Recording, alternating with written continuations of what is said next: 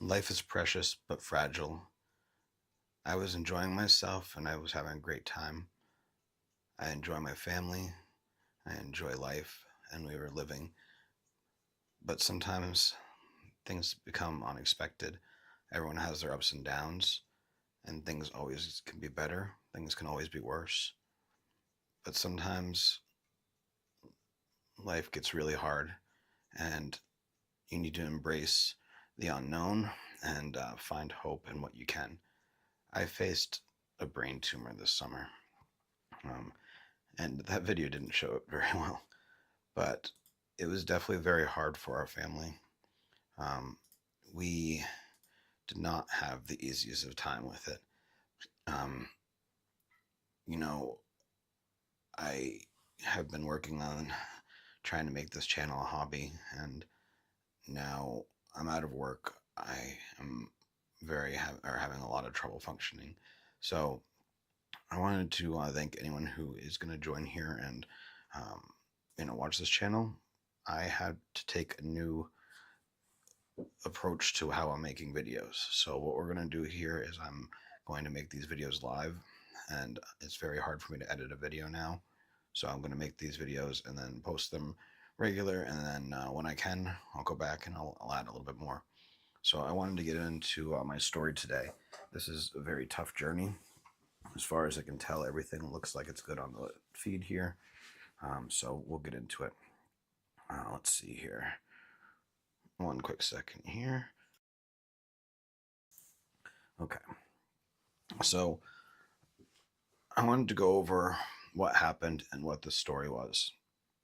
So this was the kind of thing that nobody saw coming.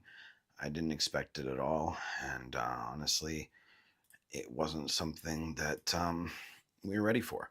Now, I've dealt with health problems before in the past, um, so I wasn't new to facing health problems. It's just that I know they're not always exactly easy. So when I was younger, I had childhood leukemia and basically a lot of things that went along with that. But part of my treatment was radiation, a lot of cranial radiation. And so with that cranial radiation, it's easy to think that this is probably why I had this happen to me. Um, and I think this story will be hard to tell. I know maybe not a ton of people watch it. It's okay. This is for me as much as anyone else.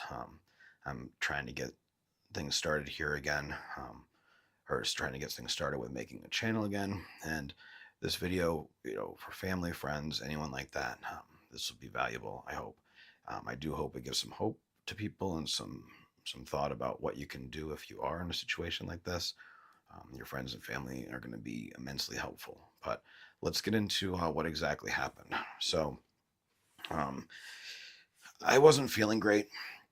I had some biopsies done for some basal cell skin cancer, and so I wasn't feeling great from that. And then it seemed like what I got was the flu. So I was just not feeling very good. I woke up one day just in a major sweat and panic, just feeling horrible, and I didn't really know why. And so I uh, I really struggled that day. And the next day, I was feeling pretty much the same. I woke up and I was downstairs and I woke up on the floor and I thought, wow, I must be really sick. I was on my way to try to get sick. Um, and I woke up on the floor and I thought I just passed out. I didn't think much of it, but I was very weak and it took pretty much all I had to make it back up the stairs to my bedroom. So um, I didn't really say much. I kind of mentioned it to my wife, but didn't really think too much of it. And you know what? You probably can't see my eyes very well. I'm going to turn my hat around here because I have a hat on, by the way, because of my hair, which I'll show you in a minute. But what we were looking at is, just kind of blamed it on that. Now, the next one, which still didn't quite tell me what it was, but helped me in a lot of ways determine what it was. So it's kind of sad what happened, but it's also probably a good thing that this happened, as strange as this sounds. So the next part was what we were doing is um, Just what we were doing was same thing. I was going back down to go ahead and probably get sick. I didn't know, why I was still sick. Once again, I kind of thought it was the flu, but this time I fell, and when I fell, I woke up and I had really hurt my shoulder this time. I don't know exactly what happened. I I just had definitely hurt my shoulder. Um, or my arm. I didn't know exactly what, but it felt like I really couldn't like lift it above here. So I went and woke up my wife, and once again struggled to get up the stairs. Same kind of thing as before. And I woke up my wife and told my wife, "Hey, I can't really. I don't know how to coffee, and I can't really drive to get a coffee. Can you help me out? Because normally I drink coffee every morning. I just happen to be out. So and stuff. Sorry, this stuff's kind of sensitive, but so what we did is we went down. We drove down to the local McDonald's there, and she drove, obviously, because my arm. And I went and we got, I guess, in line to get the coffee. Um, and this is where I only can really take her word for it. I don't really know exactly what happened. So we had basically gotten right in the line, and I started having a seizure. And it was apparently not just some calm seizure, it was a very violent seizure. Um, kind of like what you would see in a movie. I guess I was flailing crazy, foaming at the mouth. So my wife had freaked out, and of course, because we were only like a minute away from home, we just had left our phones at home, so we didn't have any phones or anything. Um, so she, like, she thought probably the smartest thing, and she panicked because she couldn't just take me out in the takeout line and expect there to be an ambulance that could get through and stuff. So she got us back to the our driveway here, and she got her daughter to call the ambulance, and the ambulance showed up. And when they showed up, I was still on the ground outside, or they helped get me on the ground outside. I don't know 100%, but I woke up in our driveway, on the ground, with them asking me questions. They're asking me, how many fingers am I holding up? What's the date today? Who's the president? A bunch of stuff like that. And I was apparently very incoherent, really unable to answer the questions. It didn't really get till probably a few minutes of me being conscious before I like knew my name, for instance, and I was able to start talking to him a little bit. So they got me loaded up in the ambulance, and at this point, my shoulder was really hurting. Whatever I had hurt before, now from flailing around and everything, and then having to get me out of the car and all that, from the seizure, hurt really bad. Maybe I made it worse. So at this point, I'm thinking, I'm not really understanding I had a seizure, but I also kind of am, or I knew something happened, and I was kind of just thinking it was because of my arm or my shoulder because it was in that much pain at that point. I had heard of people having weird things, but I wasn't really reasoning things very well either, right? So I didn't really understand exactly how things were working. Um, so we got to the hospital. They gave me a pain med to help with the pain. They did all the scans on me, on my head and my shoulder, and I fell asleep because I was had so much pain, and they gave me, like I said, that pain med there.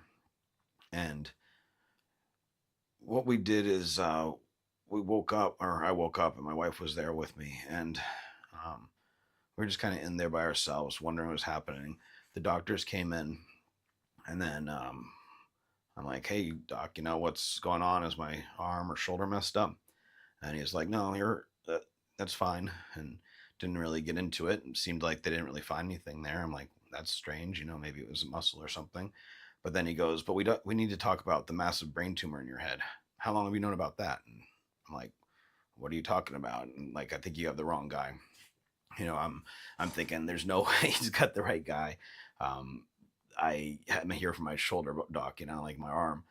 You guys must have mixed up the patients, and like that's not good. But at the same time, you would have found something with my arm. I know you would have. I know what a broken bone feels like. Um, and I have a fairly high tolerance to pain for most things. So anyway, they show me this picture, and I'm going to show you guys this picture real quick because, yeah, It's like the picture that kind of changed my life for forever, kind of. So let's see here real quick.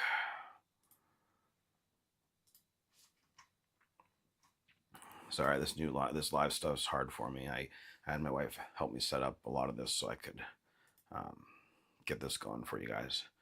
So this here is the picture that we saw. So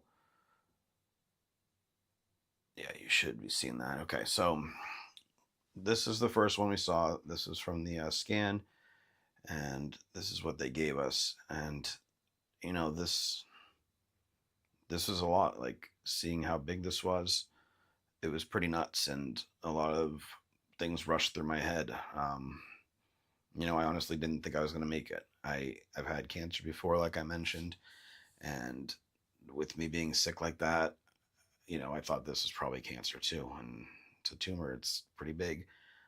It's giving me seizures and stuff now, and so I'm freaking out pretty bad. My wife's definitely noticeably shaken up as well. But the doctors decided that this isn't something that they should handle at that hospital.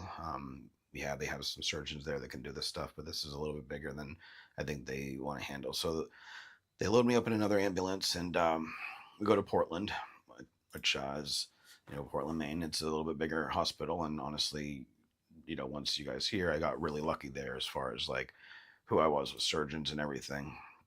Um,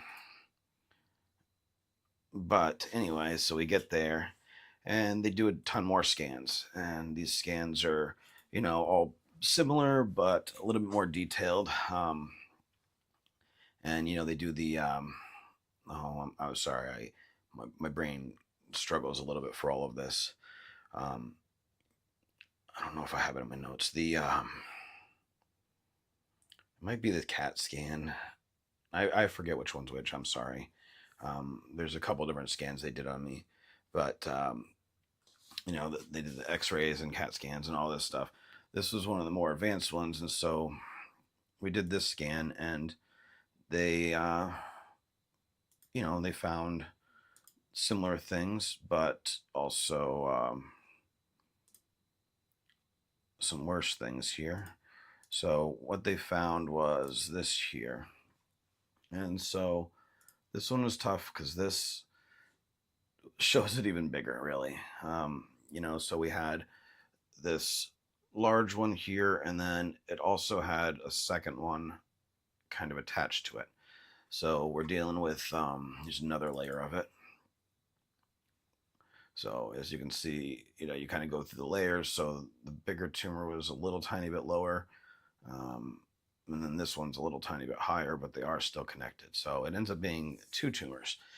So now I'm looking at, let's be honest, probably close to a quarter of my brain. Maybe not quite, but pretty close. And I have a small head as it is. I really don't have a giant head. Maybe it looks like it because I got a mane of hair here and a beard, but I actually have a small head. Sometimes I had to struggle struggled to find fitted hats that weren't too big for me. So this is pretty crazy news. It's really even worse than we thought. So they get that scan done, and then lo and behold, you can't see it great from this one, but they also found out found my shoulder stuff. So um, my scapula ended up, and so it's hard to see because you got like a collarbone here, but then the scapula is like behind it. And I had another image, but I don't have it any with me here. So the scapula was broken in three places, and then my humerus was broken in two places, and then then I had 10 microfractures between the two of them. So I also had that. So now we're looking at, I'm pretty beat up. I'm not looking at this being an easy thing to recover from. Um, so I'm basically living in the hospital yet again. I lived in the hospital as a kid too for a little while. I wouldn't say it's living. I'd say more staying. I actually lived there as a kid. So we're looking at road recovery. So they started trying to schedule my surgeries. Obviously the tumors are the bigger priority. They throw me on a sling. They got me hooked up to IVs and everything, and get me ready. But as they're doing all the other tests, they do blood work tests as well. And just to make things bad news worse, my kidneys are failing. So with my kidneys failing, now they can't do the surgeries because I am going to have trouble with, with the anesthesia. Anesthesia. You guys know what I mean. So they don't think I could do very well with it. Also, recovering from the surgery with failing kidneys, that wouldn't obviously be a good idea either.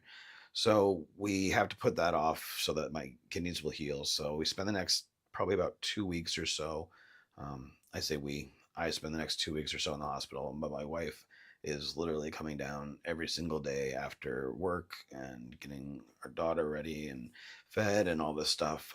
She's coming down to visit me. It's about an hour away each, or an hour each way, and then she's visiting me as well. So she's doing this. This is taking a toll on her. She's, trying to be the in between my family and stuff, when they can't talk to me and when everything's going on. So we've got, we've honestly got a lot. It's hard. It's not the easiest of things.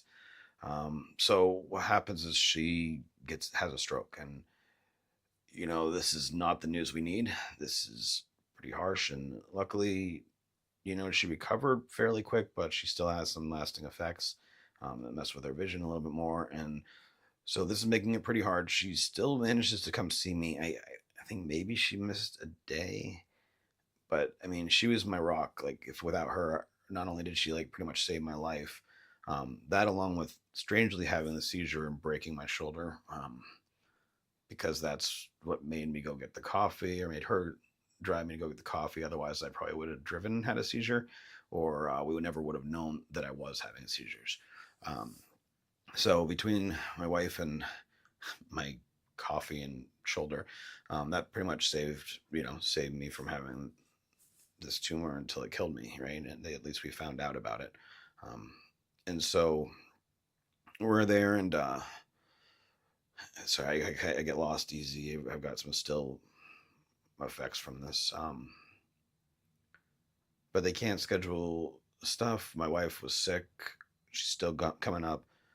We make it through those 2 or so weeks, and my kidneys are finally healing up. It's good news. So we're finally getting there. And this time I've had a bunch of roommates in between, um, different guys, some worse than me, some better than me, some that are friendly, some that aren't. I had some good talks about people and had some time to reflect.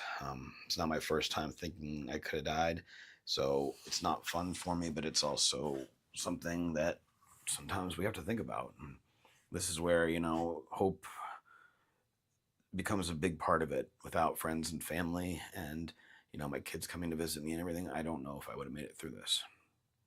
This is a hard time.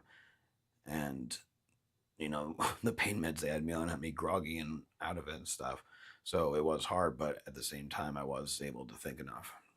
Now, at this point, my kidneys are starting to heal up enough, so they decide to go ahead and schedule the tumor removal.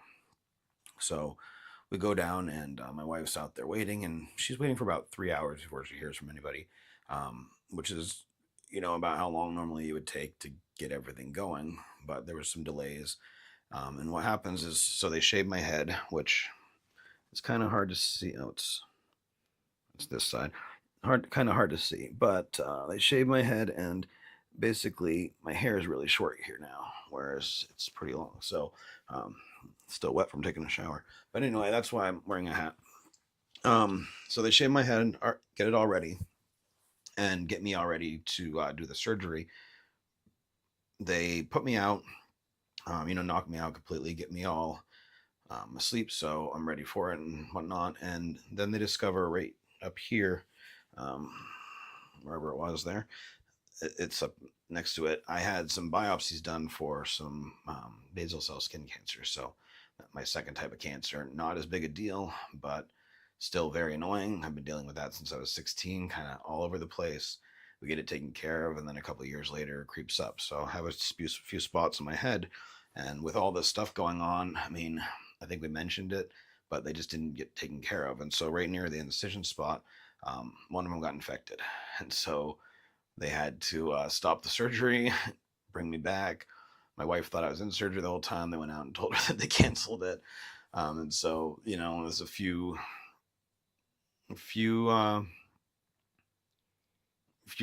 good chunks of time that she wasted just thinking I was getting surgery.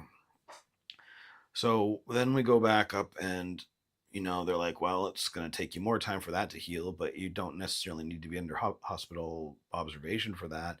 We're going to let you go home for a little while, and we're going to get your other surgery scheduled, because we know that this much time you should be good to go. We'll check on you, and then we'll get you prepped. So they scheduled my surgeries, my shoulder and my tumor. I Now this is where I kind of got mixed up, and I should have probably asked my fiance there, but I think we did my shoulder one first, then my tumor one.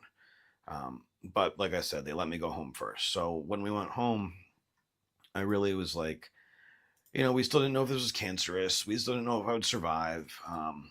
We'd haven't even done one surgery at this point. So I asked my wife to go ahead and I wanted to take her to just take me somewhere beautiful. I didn't know where she was going to take me. I really just wanted to go somewhere and do something. I didn't want to be cooped up inside. I had too many days of just being in a hospital, being in a bed, and I was in a lot of pain. But I was in pain whether I was in bed or not. Yeah, moving hurt a lot worse. Getting in a car hurt a lot worse. But I was still in pain in the bed trying to drink a drink. It wasn't. It was worse, but it wasn't that much worse. So she surprised me, and she took me over to Mount Washington. And I had never been to Mount Washington before. It's definitely a very beautiful place. Um, and while we were there, um, it was definitely something that was almost spiritual. It gave me. Oh, sorry, my tummy. I apologize for that. My tummy's growling a little bit.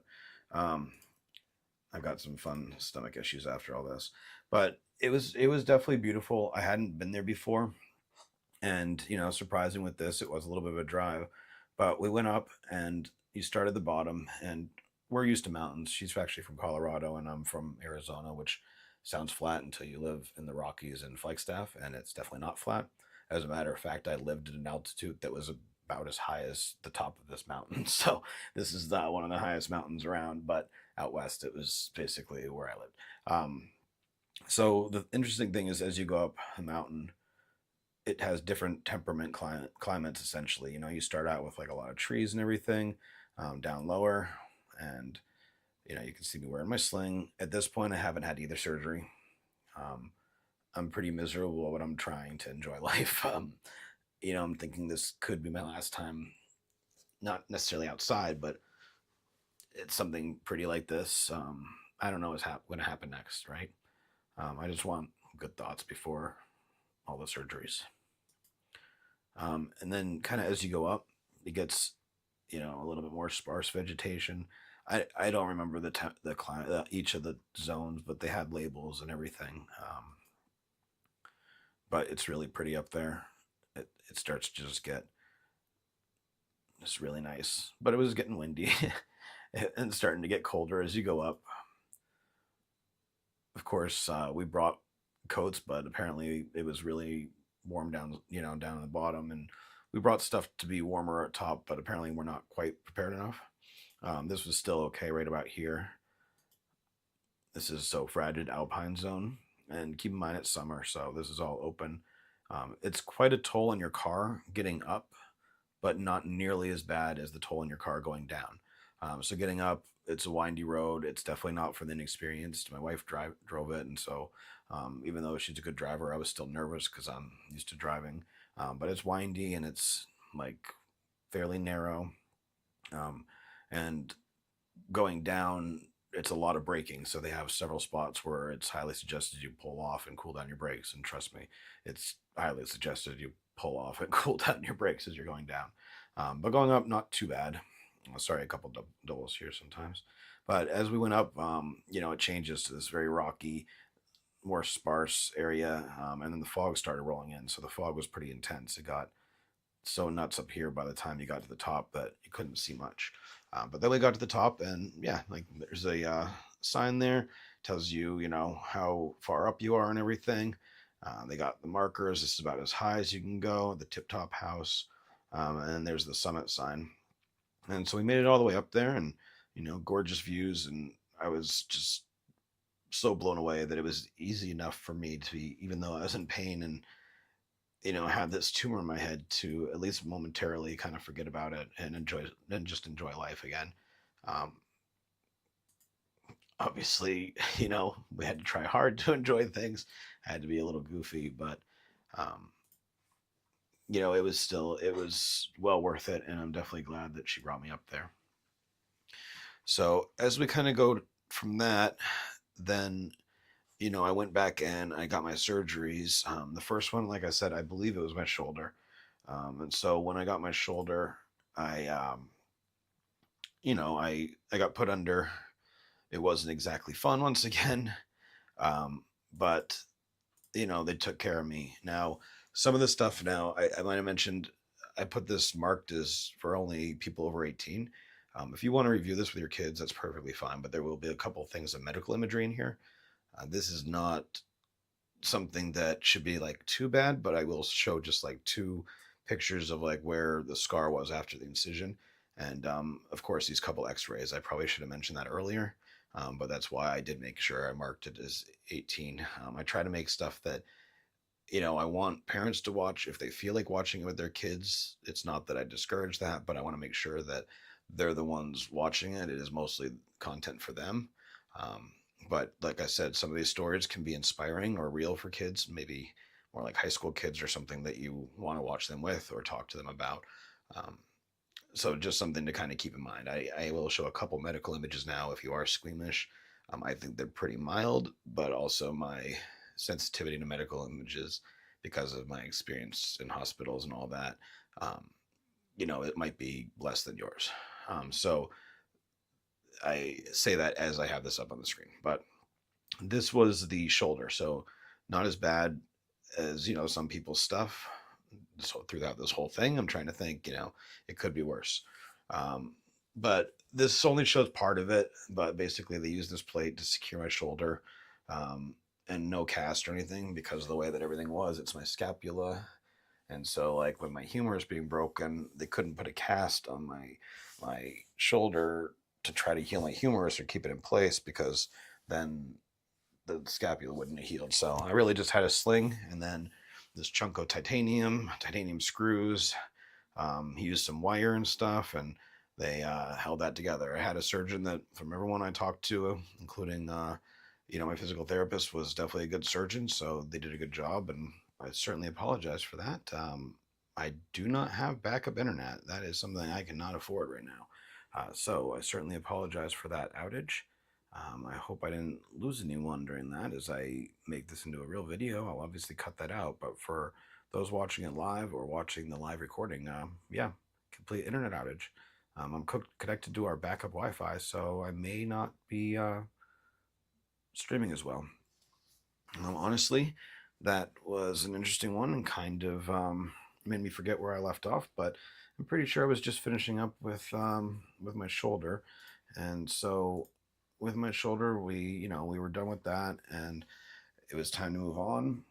I went home again for a couple days. I think it was actually probably a couple weeks, and they had me on some pretty strong pain meds. Definitely had me kind of jacked up, and spent basically the next bit in bed.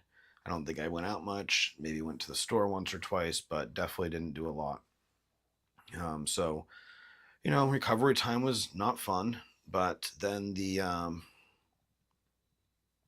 let's check my notes here and see where I was. Okay. Um, then the next thing is getting the tumor done. So we go in for the tumor surgery. At this point, I'm fairly familiar with it, unfortunately, because I had already gone through this process as far as getting knocked out and my head shaved. So they had to shave my head a little bit more. It's been a couple weeks, so hair grew back. They knocked me out, and they do the surgery. It takes a little longer than normal. I guess the reason for that was, and graphic warning, they cut your head open, the saw, the bone and everything. They pull it back and they manually cut the tumor out. And, the front part is dangerous, obviously, and they need to remove it. But then as it goes into the middle, there's more vital brain stuff, functions. So he got got the whole first one as far as we understand. The second one he got a lot of, but wasn't able to completely get it. Um, so we have to wait a little bit, and we're gonna go back and we're gonna see what still needs to be done, what is done, um, and whether we need radiation or we can just watch it slowly and hope it doesn't grow anymore. Maybe he got most of it, so there's a chance it could be mostly gone. Um, but obviously not an easy process. And going into this, we didn't know what I might lose. They didn't really either. They made it seem like, in general, I should be okay. I'm sorry, my stomach. I definitely should have had a snack. Um, I have some tummy issues because of all this, um, but yeah, they didn't really know what I might lose and whatnot. And so obviously I was pretty freaked out. My wife was probably more freaked out because she's like, what if you don't remember me? That's the kind of thing you face. Like, what if you forget this? And what if you forget that? Um, Spoiler alert, I'm still here. I remember a lot. I definitely have some memory issues and whatnot. Oh, goodness. I really hope those stomach sounds are not coming through on this video. Okay, anyway. Um, we get the tumor done. We get it out. They sew me back up. And at this point, speaking of tummy issues, I hadn't eaten in like 36 hours and kind of a rage monster, unfortunately, when I get hungry. So anyway, she didn't like that. So she wanted to see me. She really didn't want to go without seeing me. So as soon as the surgery was done, before they were completely done, they woke me up, and I still had a tube, like a drainage tube and stuff sticking out of my head and all this stuff completely, like, still gunk all over me from surgery and everything. Um, and they let her see me just so she would know that I still remember her and that she loved, sorry, to make sure, that I knew she loved me and there was someone there for me. She didn't want to leave without, she couldn't come back till the next day, so she didn't want to leave without at least seeing me. So I'm glad they let her in. And so I got to see her, and it was good to know I remembered her. I was still very out of it, don't get me wrong, but I knew who she was and everything, and I knew who I was. Um, Sorry, this part gets hard. Um, so, she left for the night, and I went upstairs and pretty much crashed for the night.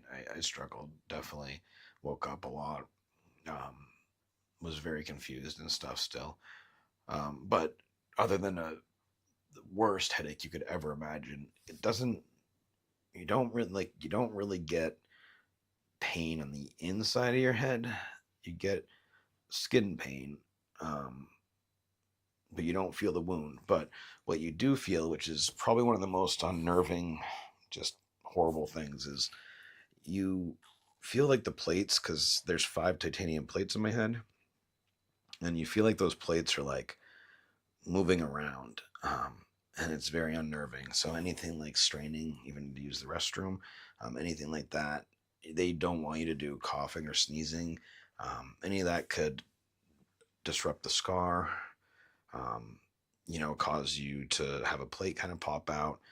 It's just not good in general. So it was really disturbing. Like, it's the hardest thing to describe, but you can like hear it in your head. It's almost like concrete grinding, but it's like your bone and metal plates and stuff grinding. It's just very unnerving. But they do some scans again once I'm healed up enough, um, to see what got taken out, what didn't, make sure I'm okay. And so then we go to some different scans here.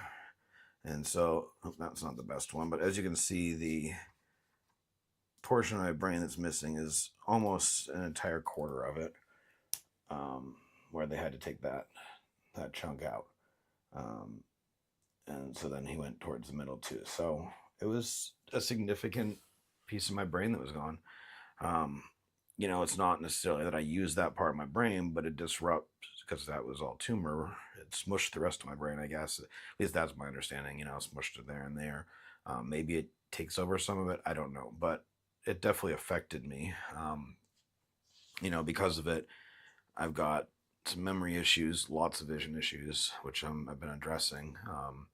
I've got just I stumble for certain words. I've always been pretty good linguistically, but I won't know a word or something, and I can usually find a substitute word. But for instance, with my wife, if I'm trying to talk to her about something, just arbitrary, maybe washing laundry, I won't remember what the washing machine is called. And yeah, I can call the washing machine right now, but I just won't remember. I won't know, and I'll have to describe it as like you put clothes in and it the water spins it, it washes it, and then I'll be like, oh, a washing machine or something like that. Or I still won't even gather that it's a washing machine, even though I could tell you what it does.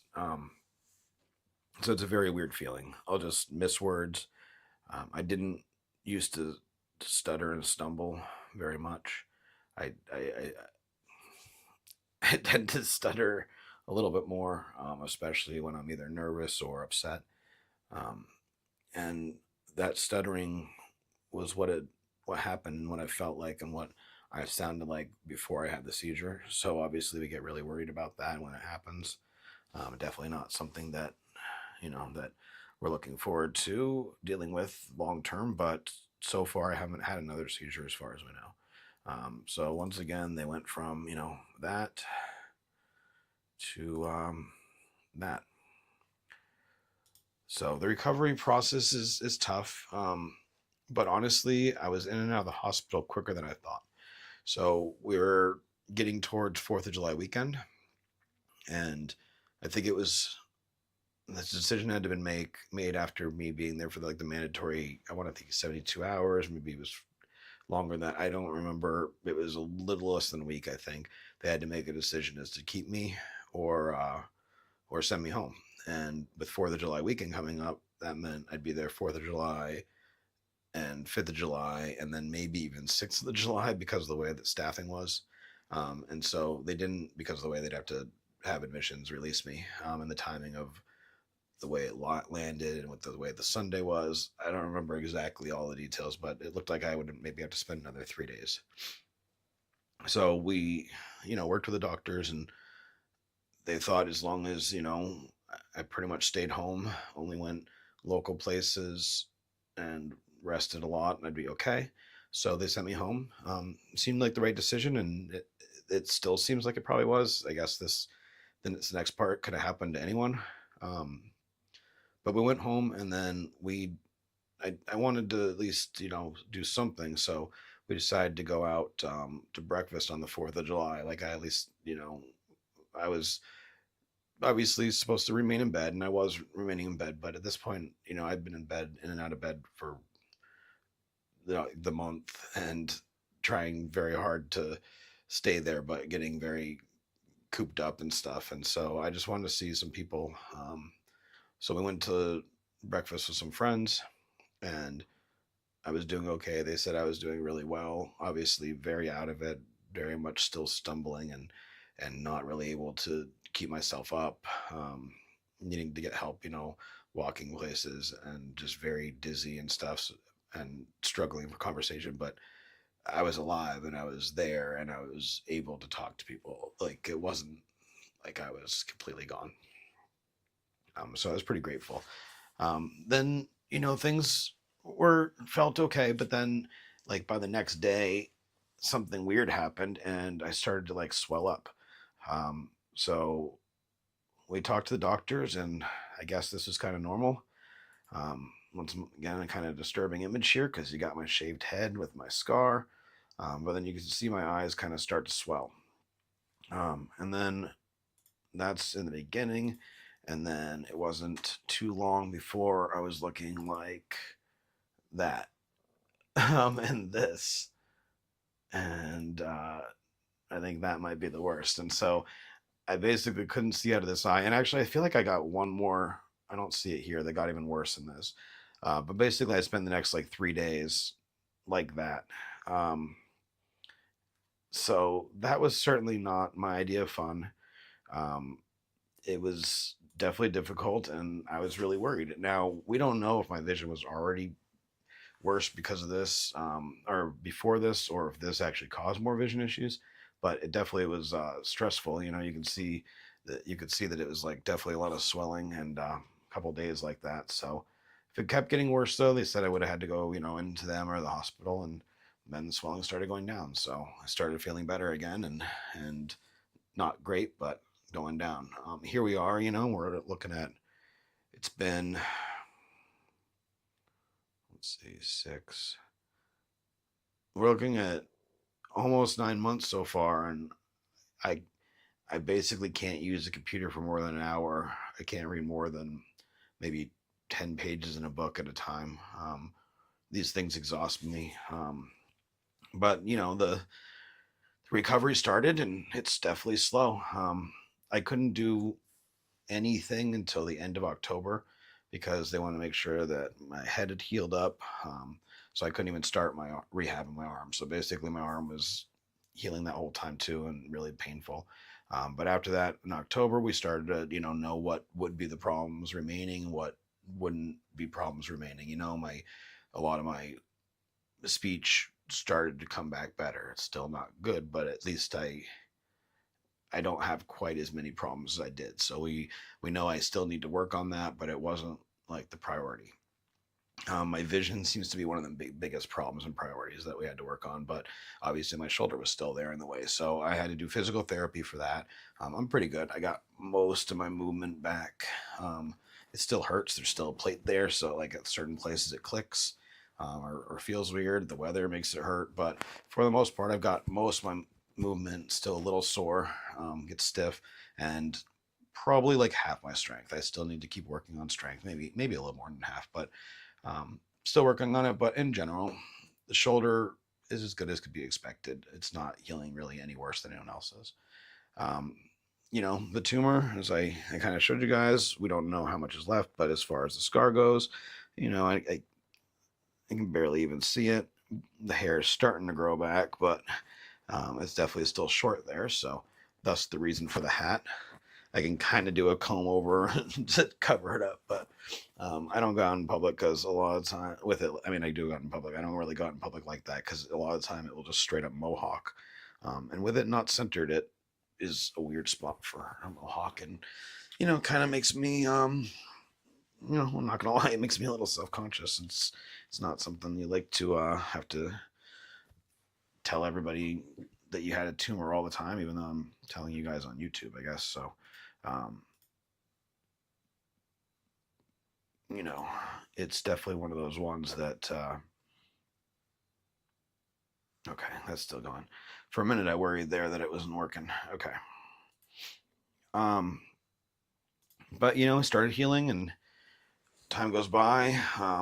Now here it is. And I've got my shoulder all fixed and stuff. And then I finally got to see an eye doctor. I couldn't just go get eyeglasses.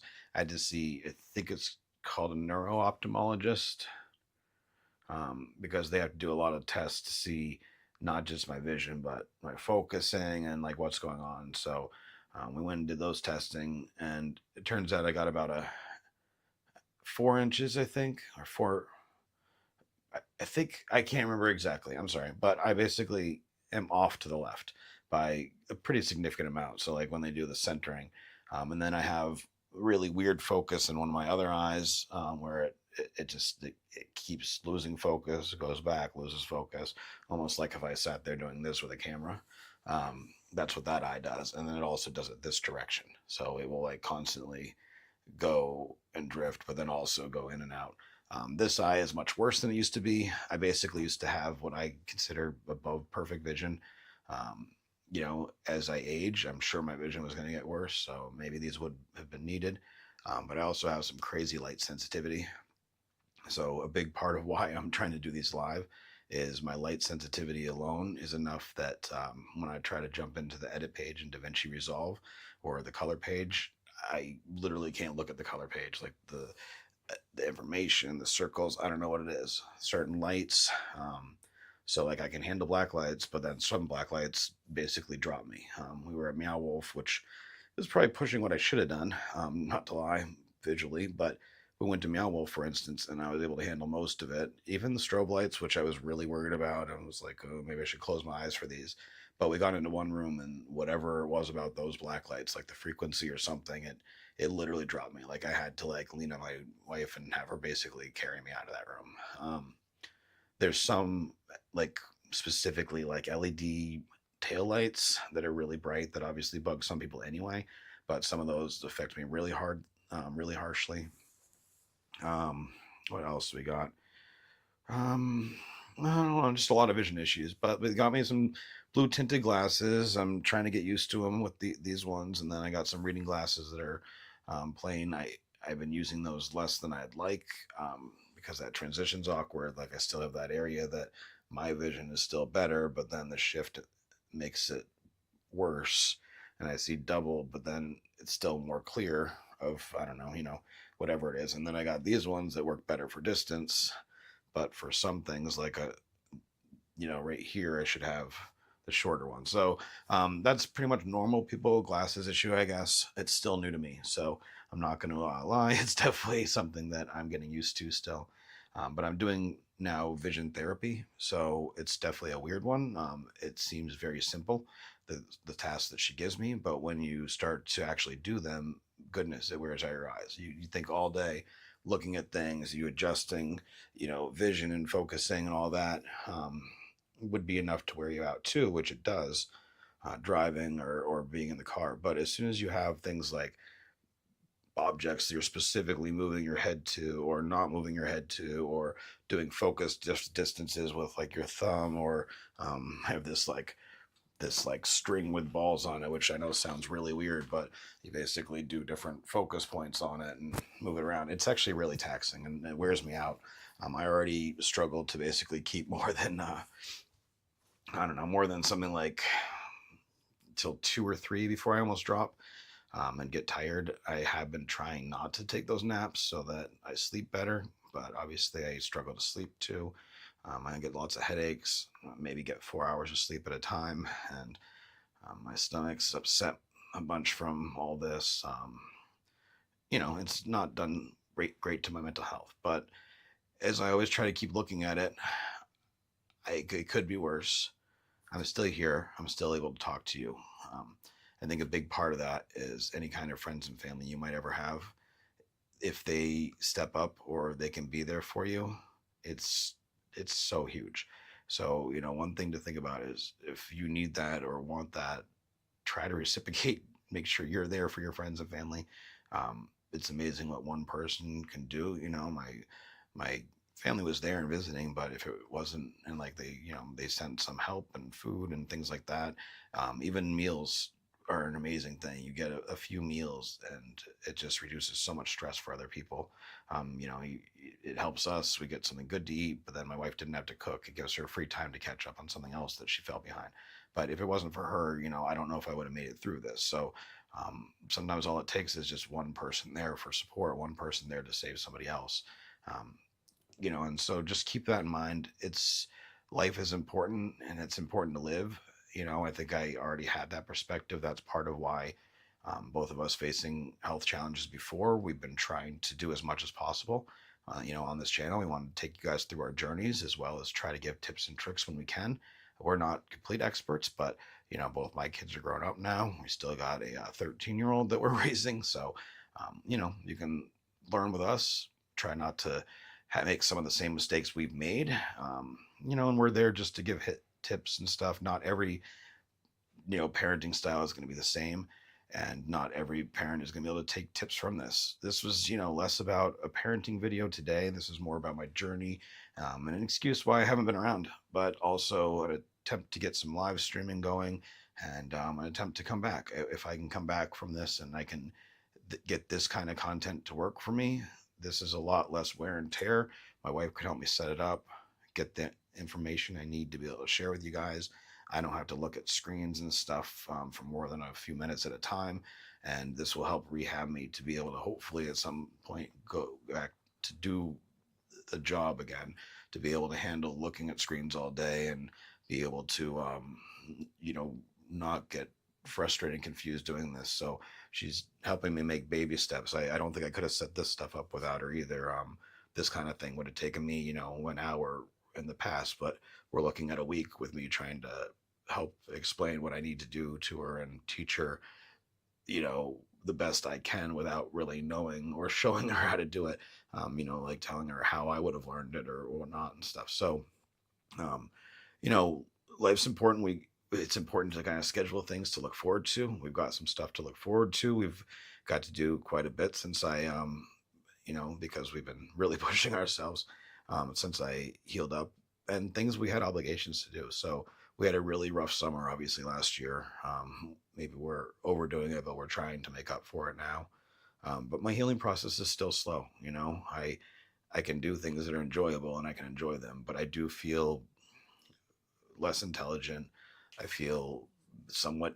I've always been immature, but I feel somewhat more immature from like an intellectual, um, an emotional standpoint. I'm more likely to like, ugh, and just grumpy, like toddler, high school type feelings or behavior. I can even like tell like I'm getting grumpy about something really dumb, like a piece of cheese on something, or I don't know, something that wouldn't bug me normally.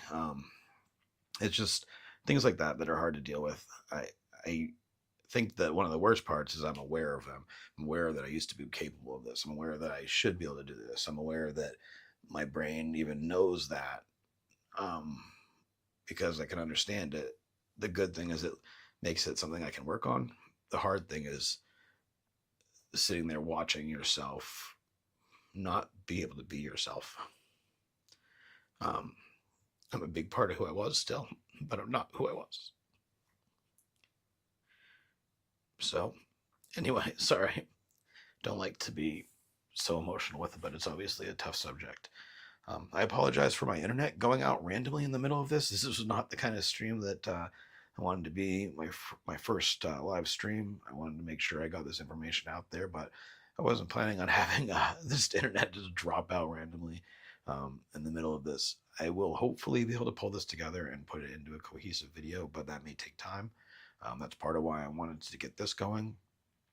Do look for my next live stream in a couple days, hopefully, where I'm going to try a similar approach, but talk to parents about making Marvel Rivals safer and whether it's safe for kids, and a couple other topics. I'm going to try to do a few of these, throw in maybe a game every couple of them, and just some other tips and tricks. So if you like that idea, or if you have any other, advice, if you thought this worked other than its glitches, let me know. And if you if you think this will help you, also let me know. If you think you hate it, let me know. If it looks horrible, things like that. But once again, my name is Shay, and hopefully you guys will like this and subscribe. I know this was a first attempt, so it's not perfect by any means, but I should only be able to improve from here. This is my story, and hopefully it gives you some hope. Don't think about it from a negative. Think about it from a positive. Like, this is not something that is great, but you only live so long. You might as well enjoy your life and live it.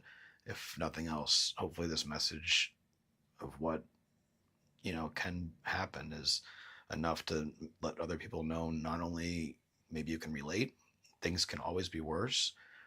Things could have been worse for me too. I do hope that it also helps to encourage people to help others when some stuff like this helps, because look, I'm still here. I'm still a person. If it wasn't for help, I may not exist anymore. Um, be unalived. So that's all I really have to say. I know it's a lot and I rambled on, but that's something I still can do. So I do hope that, some sort of community picks this up and at least supports this venture. If nothing else, I will talk to you all later, and thank you for joining me. I did see at least somebody in there, so whoever you were, almost nobody watching, but hey, at least somebody did. So thank you, whoever it was. Hopefully, some of you will catch this on the not on the live stream here. Once again, I apologize for the random outage during the middle of it. Thanks, guys.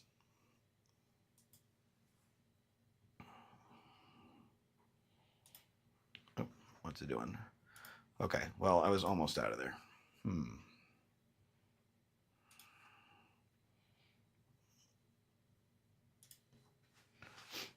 All right, well, anyway, I'm going to go ahead and disconnect our YouTube channel, Parents Guide to the World. My name is Shay.